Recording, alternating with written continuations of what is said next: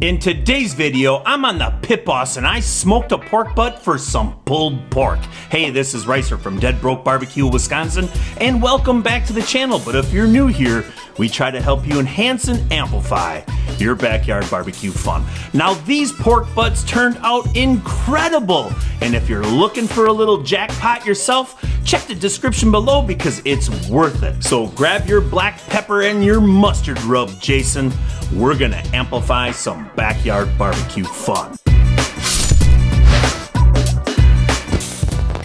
I've got two boneless pork butts and I'm gonna season them up today with some Two Pig Mafia Salt and Pepper rub and some Jackpot Carolina Gold Honey Mustard barbecue rub from PS Seasonings. Now, I'm not gonna lie to you, I did take a pinch out of the jar and it's pretty dang tasty. I'm starting on the fat cap side with the Two Pig Mafia Salt and Pepper rub. Now, this is pretty fine, so you gotta watch out when you're putting it on there. But we want this pork butt to be nice and coated. It's a big chunk of meat, and inside this crevice, because it's boneless, we can dump a little bit in there too. You get pockets like this, just get some in there. Now we'll start spreading it out our jackpot, and this is like pure powder. It's kind of like powdered sugar, to be honest with you. Oh, I can smell that mustard. It smells good. Here's what I'm talking about in that crevice. Get that in there good. Now, these pork butts are gonna set and sweat in the refrigerator overnight, but I'll see you out by the Pit Boss Pro Series 1600 in the morning. The sun is up, but it's really crazy cold out today. It's actually -2 when I'm starting this cook. So let's get Baby Huey fired up, but first I want to show you what the ash pot looks like after that last cook. You can see we've got a little bit of ash in here, and that's a simple cleanup. Just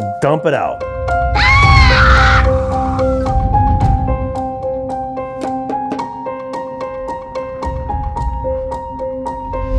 And it's really simple to put the fire pot right back in place. Just get it up in the hole and wiggle it around a little bit, slide it over, put on your clip. Open up the lid and just turn it on. Simply press the power, and I can already hear the pellets starting to fall into the fire pot. Now, I have been having some issues with this getting up to temperature quick enough, so I'm gonna actually set this at high.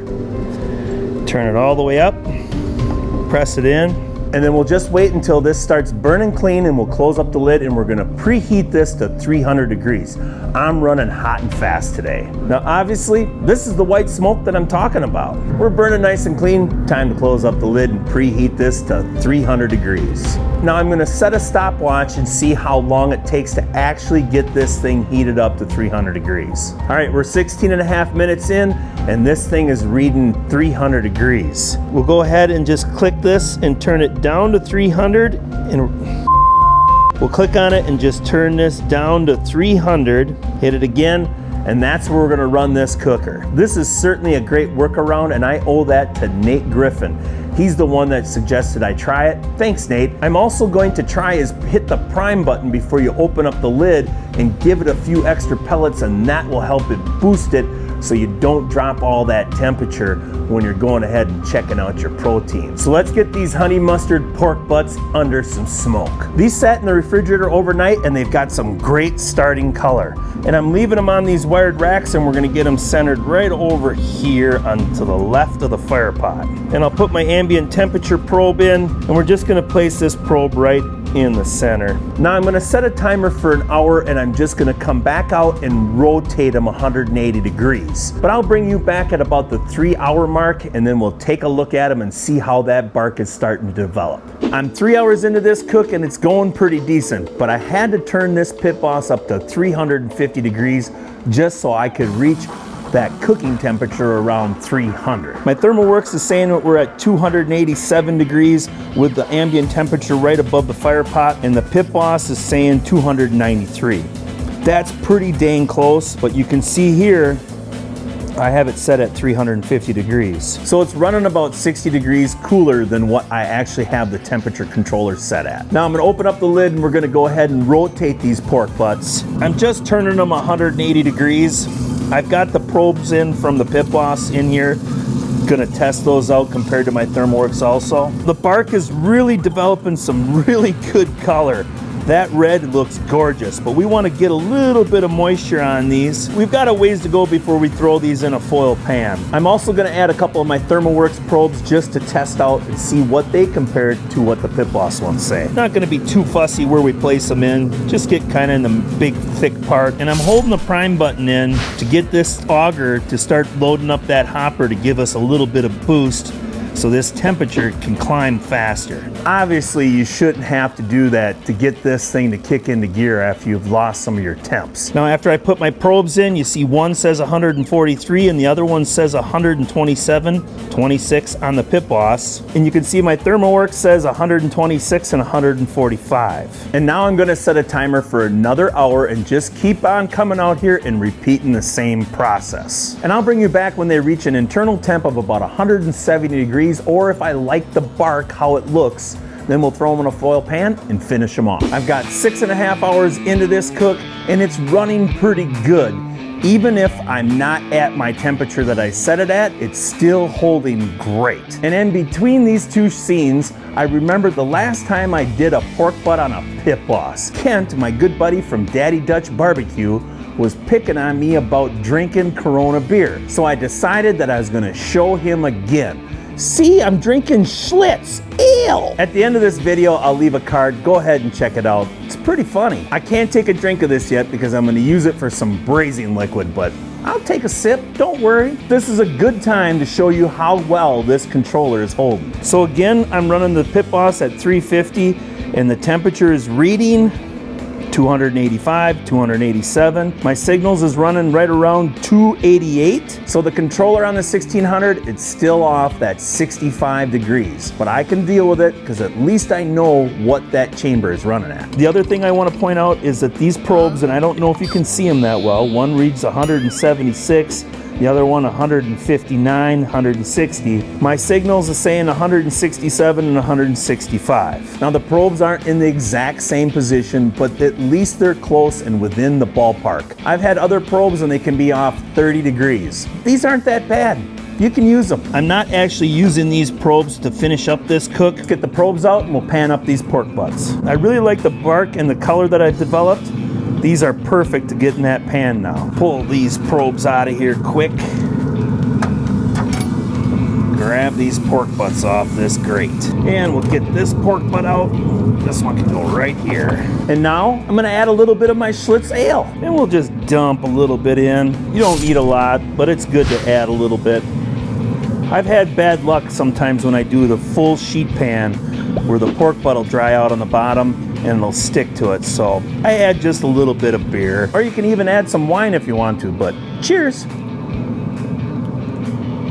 This is part of the union contract. Every time you wrap up some protein, you gotta have a swig of beer. Cover it up with a little bit of aluminum foil. And you wanna make sure that this is nice and tight, but we'll slide it over to the left, feel around for some thick part, and get your probes back in. These are starting to get nice and tender already. We got a long ways to go, but it's a good sign. Close up the lid and I'm gonna set a timer for an hour and just keep on monitoring my ThermoWorks signals. But I am gonna hold that prime button down for a little bit because I did lose a lot of heat when I panned up these pork butts. It's a good time to check out your hopper and see how much pellets you've used. I love these magnets on the back of my controller. That way I don't have to worry about falling off. Yeah, that's not looking too bad. We'd finish the cook with what we got, but we might as well top it off. And for all of you that are wondering, I'm using lumberjack hickory pellets on this cook. We'll just top it off. The next time you see me is when I'm gonna be getting close to that 205 degrees and we'll start checking for tenderness. I'm 8 hours into this cook and my temperatures on one pork butt are reading 210 and the other one is 206. Now that's not that big of a temperature range between the two of them. I'm thinking that we're gonna be pretty dang close on both. And we've also had a spike on our actually cooking temperature. That chamber ran up to about 330, 340 degrees. I'm hoping that the PID is actually starting to learn something and it's not just a fluke because I threw those pork butts in a foil pan. But let's take our dash and check out some probe tenderness. Pull this probe out and we'll poke around. Oh yeah, this is butter. We'll check right here too. Yep, this is easily done. Check around here. Oh yeah, complete butter.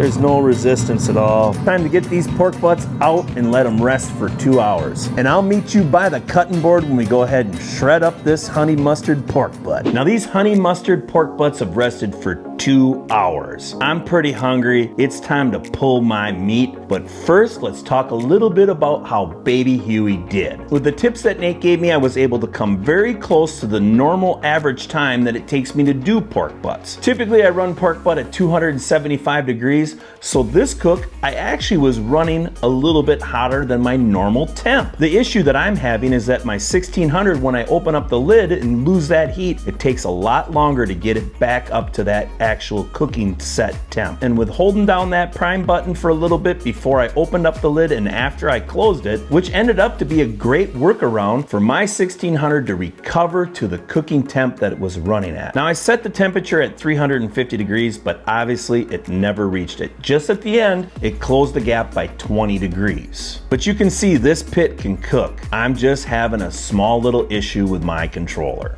We'll get through it, but enough talking. I'm hungry. Let's pull this pork. There's some jiggle in it, so that's already tender. We'll just grab it and squish. Real simple. It's still a little warm, but we have a great smoke ring for sure. The color on this is just gorgeous. I'm not gonna bore you with pulling this one apart, so let's go ahead and try out this bark. Wow. This is really good, and that Two Pig Mafia is adding a little bit of extra pepper to it, and y'all know me, I love pepper. And I can also taste that honey mustard rub. And the Jackpot Carolina Gold is calling this piece's name. I gotta try that out. Bark is covered. That's a really good flavor. It's got a little bit of sweet. I can taste the mustard, and it's got this heat on the back end. Minor, but it's good. And I gotta wash it down with some of this Schlitz Porter. If you like this video, give it a thumbs up and become a subscriber. Turn on that notification bell because you don't want to miss my next video. I know you don't, but I appreciate you watching, and I'll see you in the next video.